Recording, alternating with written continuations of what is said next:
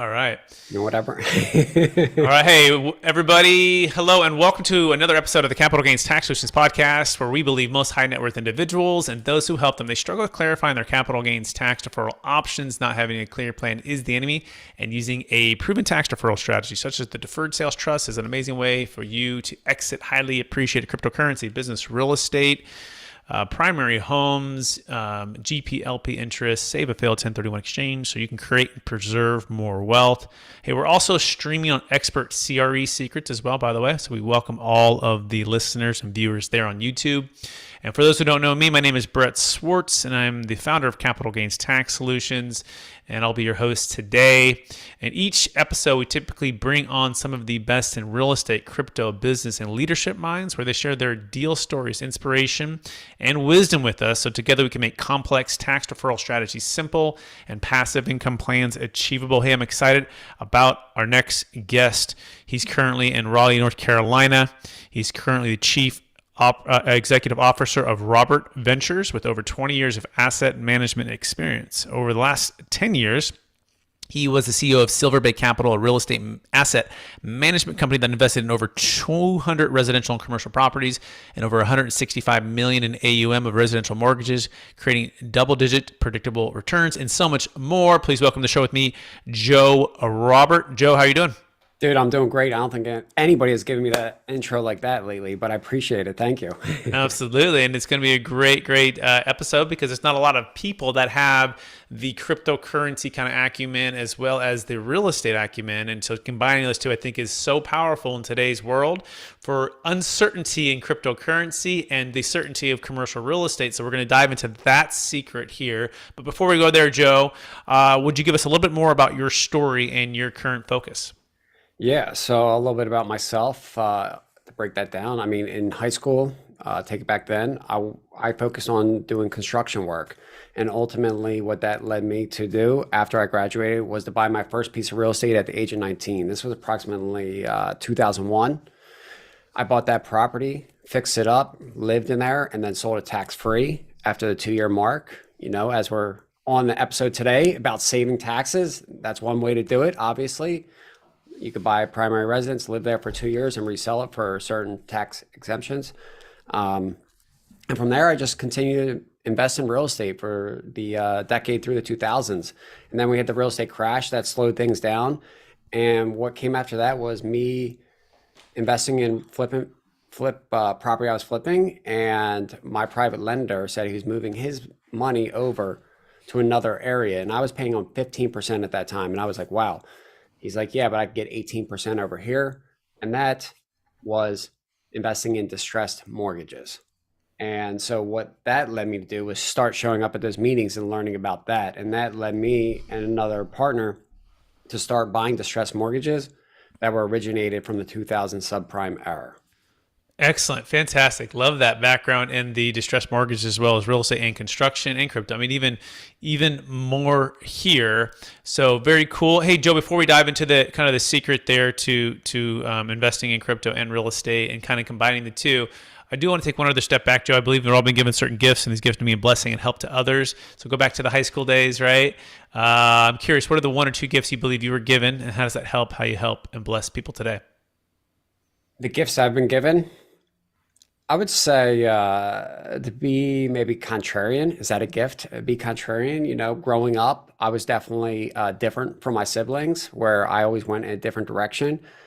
In high school, I didn't want to participate really in school. So one way to get out of that was actually go to the tech school across the street for contracting. And that got me out for about half the day in my 11th, 12th grade.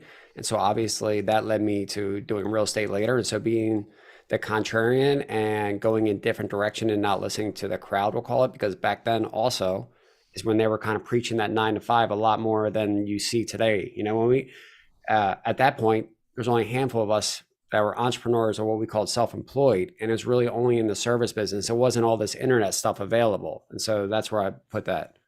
I absolutely love that, being contrarian and going against the grain and going to the tech school across the street, so much so that it's helped create the entrepreneur spirit in you. Love that. Great. Let's jump right into. So like, what's the number one secret to, investing in crypto and real estate and just like kind of the tax strategies that you found in your investing and how you've helped your clients or partners. Yeah, so let's hit on real estate first, right? For what has worked for me and some of the biggest lessons, right? Because that's important in life. Let's start with the biggest lessons. So in 2000s, investing in real estate, the biggest lessons I learned was that not to buy too many properties that are only land and have loans and be over leveraged when it comes to real estate correction, right? And so what I took, my takeaway was don't over leverage, have cash flow that services your debt. But more importantly, what worked for me too is playing the different cycles, right? There's great opportunity when it comes to timing the market and when to buy and when to sell. And so after that 2000s period, the 2000, let's call it 11 to 2015 is when we were starting to buy a lot of real estate and distressed mortgages, and then ultimately exited around 2018 to 2020. And so timing the market is definitely one thing that's worked for me. Excellent. So, by the way, you can find more about Joe Robert at joerobert.com. That's joerobert.com. So, knowing what market cycle you're in, and don't over leverage and buy maybe non-cash flowing producing like land, for example, or whatever asset that might be, and make sure that the cash flow can service the debt. Is that a fair summary so far? That's great. What's number two? I would say, you know, one thing that was never taught when we were younger was definitely obviously the compound effect, but also, minimizing your tax bill along the way when you exit these deals. And so in 2014, about the springtime, I mentioned to my lawyer, hey, is any of this offshore tax havens legal or legitimate? There's a lot of stuff with Obama trying to crack down, and I didn't really know. He's like, look, you typically got to be a resident of the area, and you also, you got to be a resident there and live there full time. He's like, I heard something about Puerto Rico.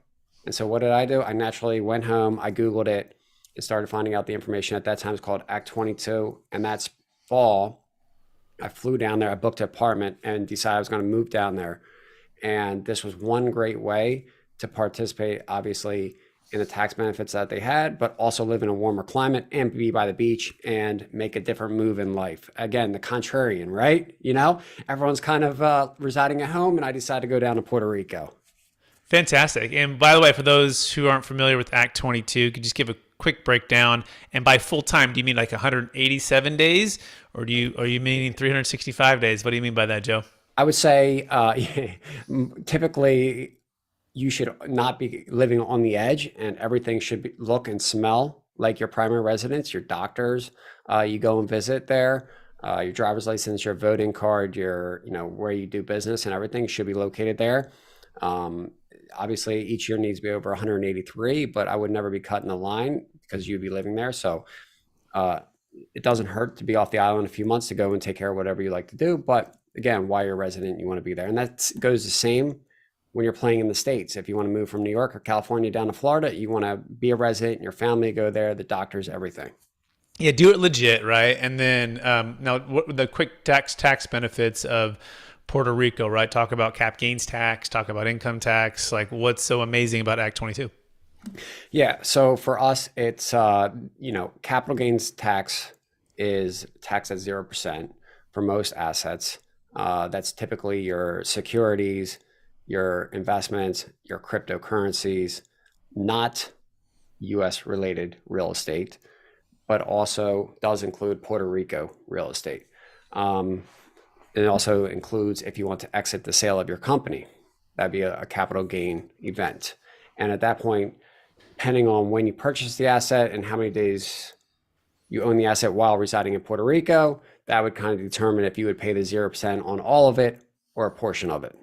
So let's walk through that, right? So they bought some cryptocurrency, some Bitcoin in California, and it was pennies on the dollar, and it's worth 50 million bucks now.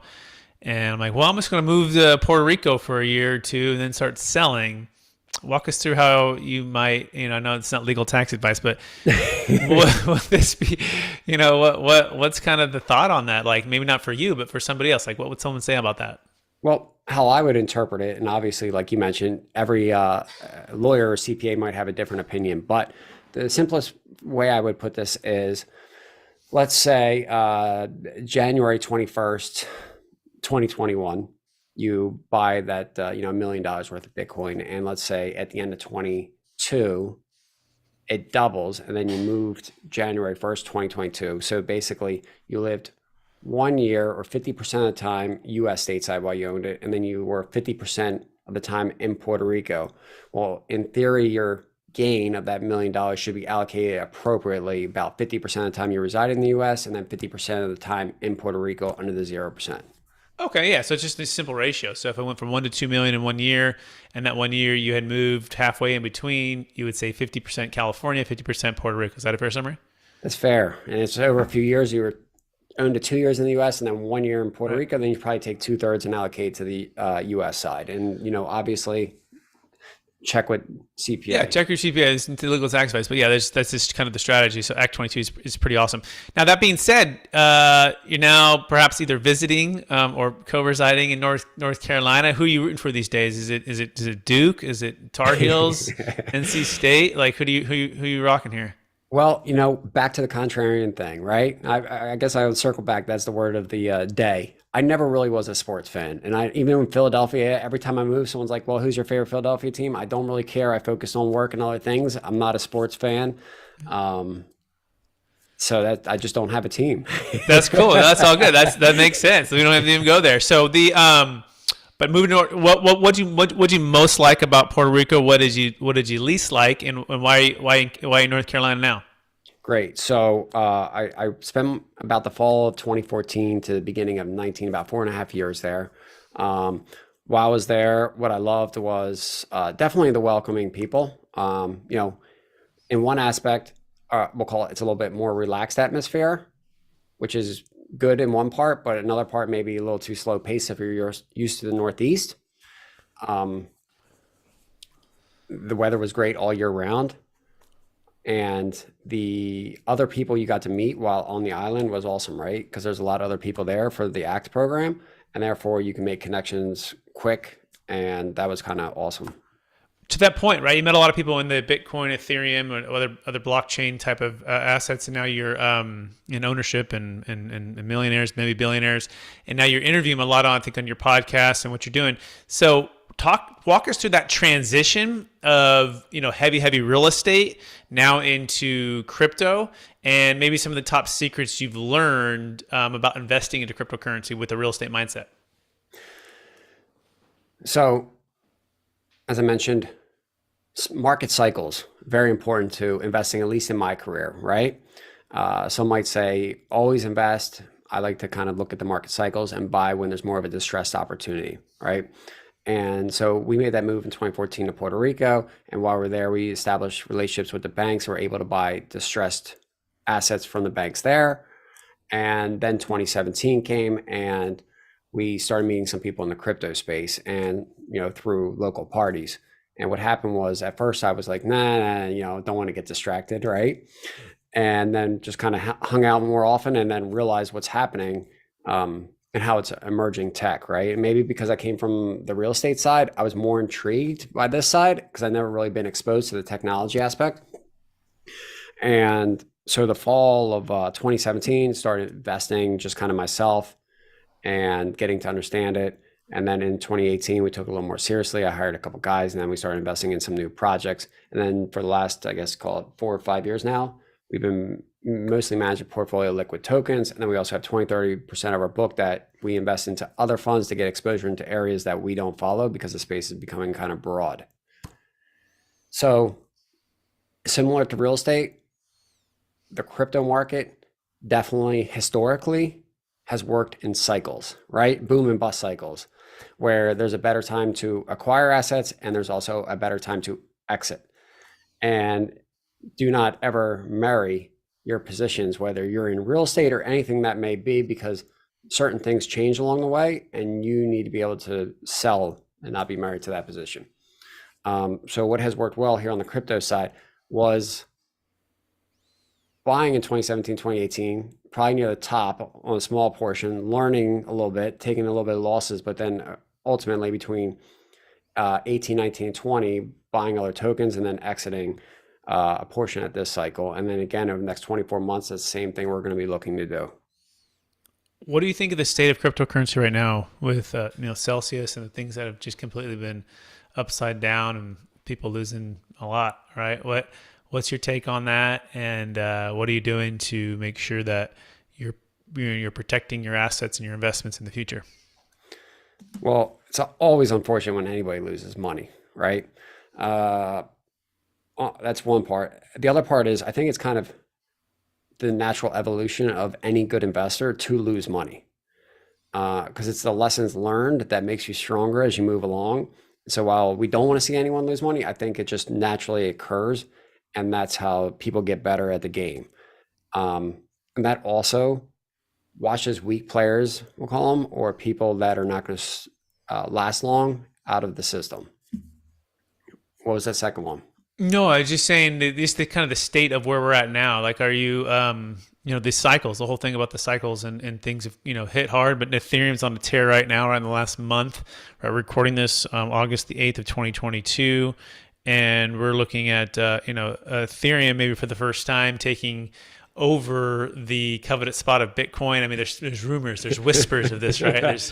If you say it too loud, right, it might change some things. And by the way, I invest into Ethereum, and I have my kids and my wife. We have some Ethereum mines in our house. Like we're helping people exit cryptocurrency and defer millions of tax and get out high before they get hammered using the deferred sales trust. But now, I mean, I'm looking at it. It's we're at 1,700 right now, and it's the last month alone, it's up approximately 42%, right? So I'm just curious on your take overall with where we're at with investing and maybe perhaps some of the coins that you're investing in. Well, how I look at this is, again, back to the cycle theory, right? And it's hard to time exact tops and bottoms. And I don't think anyone should really attempt to do that. So at this point, I see that we're kind of, we'll call it a treading along the bottom, whether we go down 50% more or go up double. I think we're somewhat, my opinion is somewhat sideways the next year or so. And that's going to give time to people to accumulate. I always say it's always best to dollar cost average in some aspect into the projects that you believe will do very well on the next cycle over the next 3 to 5 years.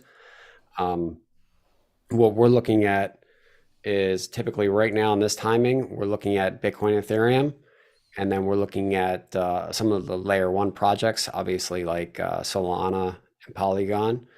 And then we're going to start looking at some of the layer twos for Ethereum, because we think kind of Ethereum and its merge is a catalyst. And then we think there's going to probably be like a layer two season where like Optimism would probably play. And that's where we're starting right now. And then those are our picks for the next year. And then probably after that, depending on where Bitcoin's price is at, and if it starts moving up to 30, 50K, then we'll probably maybe go a little bit more on the risk curve towards gaming assets. Excellent. And so, and by the way, you can find more about Mr. Joe Robert at joerobert.com, joerobert.com, and he's the founder of Robert Ventures. So what is Robert Ventures? Maybe just so we know, right? How does someone want to work with you, Joe, if they want to connect with you? Like what does that look like? I mean, right now they can, as you mentioned, they could subscribe to joerobert.com for digital asset news insights. That's each week we cover what's happening in the market. We just added on some custom analytics there where we're looking at certain projects. And from an investment standpoint, anyone who wants to talk to me directly, they can book at robertventures.com and, discuss working with us here in the future. Currently, we don't have anything available, but here in the next couple of months, we're going to be having something available. Excellent. And by that, you mean investing into crypto or real estate or both? Yeah, well, that's what we're kind of looking at what the market wants and what's going to be available, because I think some of the opportunity is starting to show through here, but hasn't shown all the way. That makes sense. So it's like this. It's like kind of like the pause before the storm, and you're ready to get into. I love it. So, by the way, Joe, I want to shift a little bit to frustrations with capital gains tax deferral and cryptocurrency. I think this is important to talk about. A few minutes ago, I mentioned our client. They exited. There's two of them actually. One had 50,000 of Bitcoin, then went to 50 million. Lived in California, wasn't ready to move to Puerto Rico. Was working for one of the big tech companies. And at 54,000 a coin, she exited 5 of the 50 million into the deferred sales trust, deferred about 1.8 million in tax, and was able to diversify that into some liquid stocks, bonds, and not bonds, but liquid stocks, and then into like a business venture, like a Khan Academy type of startup company. And happy she did, because obviously Bitcoin went very low, and now she's diversified a bit. And then we had another one who bought Ethereum for about $100,000 and it went to 13.5 million. Okay, and they were able to exit about 7.5 million, defer all the tax, and they happened to be at Celsius too, right? And then everything hit the fan, and so I called him up and said, "Hey, how'd you do?" He's like, "Well, I'm probably losing $1 million at Celsius. We'll see if we get the money back or not. I'm not counting on it, but we might." I go, "But had you not done the deferred sales trust, how much would you have lost?" He goes, "Oh man, probably 30%." 30% of my 13.5 million. So my thought for you, Joe, is, what's the biggest frustration that you've seen with capital gains tax deferral when it comes to cryptocurrency and, maybe not wanting to move to Puerto Rico and wanting to be able to time these market cycles?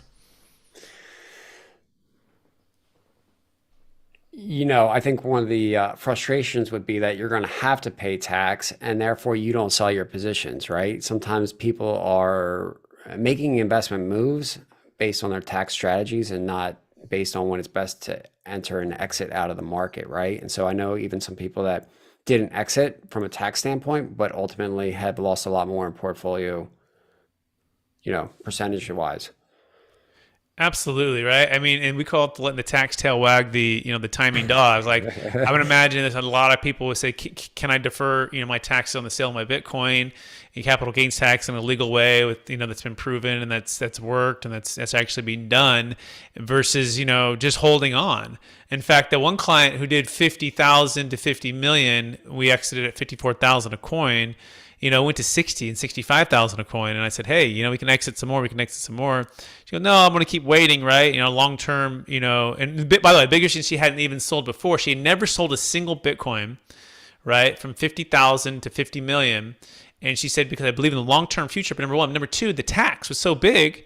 And number three, I didn't have a great place to put it into until I had a business venture with a partner of mine. And so we ended up making sense of the deferred sales trust, but they don't have that clear exit plan, right? And they don't have that flexibility. And we do solve that, by the way. If people want to learn more about that, you can go to capitalgainstaxsolutions.com. You can check out the deferred sales trust, and you can hear and see all of that. But I mean, I'm curious, Joe. You've been in some tax strategies in real estate, and of course, done 1031 exchanges, right? What is your take when you've done 1031 exchanges, right? And what would it mean if you could have a 1031 exchange for cryptocurrency? Man, I mean, we kind of did a few years ago. I think it was before 2018 until they kind of nipped that in the butt. But I think, having a 1031 exchange framework around crypto obviously would be very beneficial, especially if you could, include stable coins in that, right? So you could actually exit your certain positions into stable coins and still be considered a 1031. Right. So again, little self plug here too. So with the deferred sales trust, you can sell, defer the tax, and check it out, Joe. The money can go into real estate ventures with you, passive or actively, right? So you can exit the crypto, defer the tax, and then the funds in the trust can go into an LLC, which can go into business ventures, development deals. To me, this is awesome, right? Because I had a client, he exited a business at 2.6 million, and he wanted to build 72 multifamily units. And so he was able to do that tax deferred by exiting the business with the deferred sales trust. So it's kind of like a 1031 exchange. I mean, it's not perfect, right? 1031 is like kind for like kind, 45 180. But the ability to get into the real estate game, all tax deferred with the money, is a powerful way. And so that being said, are you still buying real estate right now? What's your and if you were to buy real estate, do you feel like it's going to be multifamily? Is it going to be in North Carolina? What are you looking at? I mean, the only stuff I have going on, I'm calling around, but I'm just not seeing the opportunities I would like to see, put it that way. And I'm still not seeing quite the cracks to really understand where that opportunity lays in the next couple of years. I'm kind of in the position that real estate's going to correct quite a bit over the next year or two, and that ultimately we may have a somewhat flattish period, at least for years to come. Because I think, just over the last couple of years, the run up is going to take time to kind of deflate and then consolidate, and maybe in the next 5 years not much happens because the prices are pretty high, I still think. And then you're saying that when you say real estate, do you mean like residential versus like multifamily? I think all of like, it. All of it. Just in general, you feel like it's all kind of been high and it's gonna recorrect and kind of settle down. Yeah, I mean, I think that Yep. that's my position. I know everyone over the last years, and that's kind of contrarian. Everyone's talking about this supply and demand problem Mhm. continuously, but I think that also only makes sense if there's 2.5% interest rates and certain things. If economy slows or there's less jobs, that changes that demand side. Mhm. And I think everyone's on that same side of trade. I think there's a more correction to happen here, and like I said, not much is going to happen in the next few years. Awesome. Right on. You ready for the lightning round? Yeah, I guess so. All right. Knowing what you know now, know what you know now, Joe. If you go back to your 25-year-old self, what's the one golden nugget and make sure to tell yourself to do? The one thing would be think way bigger and figure out how to scale up to do a lot bigger projects because it's all pretty similar. What's the number one way you figured out a way to scale? Is by just knowing those bigger deals are out there and raising more capital. What's the number one book you've recommended or gifted the most in the past year? Jeez, I'm not a book reader. What's the number one podcast or YouTube channel that you've recommended or watched the last year? I would say lightning round. I'm not doing great on the lightning round, huh? The All In Pod that's going recently. That's pretty good, right? Okay. Yeah. All in pod. That's cool. What's the number one leadership quote or theme that you strive to live by? Man, you have hard questions for me today. Number one, leadership. Mine is like do unto others as you want done on yourself. Love it. What are you most curious about right now, Joe? I am most curious about kind of living longer. What do you mean by that? Well, I just hit 40 a week ago. Even though it's still young, you start realizing your active years, 20, 30 years out, and you're seeing people pass away quite a bit, within my family or friends and whatever, or even people in their 30s and 40s having illnesses or cancer. And you're like, wow, like I'm just realizing we don't have that much time per se left. And, what do I really want to do and how can I be in better health? Love it. Last question, Joe. And you've been an awesome guest. After all your success, helping all the people you've helped, investing in crypto and real estate and all the business ventures, what's the number one habit that you try to practice to help you stay centered in your values and stay encouraged to charge forward to reach new heights? I would say just being consistent, having somewhat of a similar routine every day, and being around those others that are in the similar path, and let's say not drinking alcohol or going out and doing those things that are outside of your path. Beautiful. Love it, Joe. Hey, I want to encourage you to keep using your contrarian thinking, right? And the gift to think outside the box and to maybe go against the status quo to help friends, family, clients, partners create and preserve more wealth in cryptocurrency and real estate. For our listeners who want to get in touch with you, would you remind them one last time what's the best place for them to find you? Subscribe at joerobert.com. Anything around investing, robertventures.com. Feel free to reach out. Joe Robert across social media platforms. Amazing. Thanks, Joe, for being on the show. I also want to thank our listeners, Expert CRE Secrets and Capital Gains Tax Solutions podcast listeners for another episode, listening to an episode and being a part of this. Remember, we believe that most high net worth individuals and those who help them, they struggle with clarifying their capital gains tax deferral options. And you want to have a plan, right? So that when you go to exit, you're not getting hammered with the capital gains tax. Maybe you don't have to move to Puerto Rico, although you could, and get Act 22, which is pretty cool, Joe talked about. But you might even have some estate tax challenges, right? When you move funds outside your taxable estate, you may have a failing 1031 exchange you want a backup plan for. And so you can check out the Deferred Sales Trust as an amazing way to exit and have a plan. We help people close every single week. We're closing another deal across the country, and we want to help you. You can go to capitalgainstaxsolutions.com. That's capitalgainstaxsolutions.com. Also, look for the new book that's coming out here soon, Building a Tax Deferred Exit Strategy, and it's the proven playbook for unlocking your ideal wealth plan when selling assets of any kind for yourself or for your clients. We have Kevin Harrington from Shark Tank is going to be in the book, and a number of other really smart people, financial advisors, commercial real estate operators, and I got a few chapters in there as well. And please rate, review, subscribe to the channel. Share this with someone that can be inspired by today, and we appreciate you listening.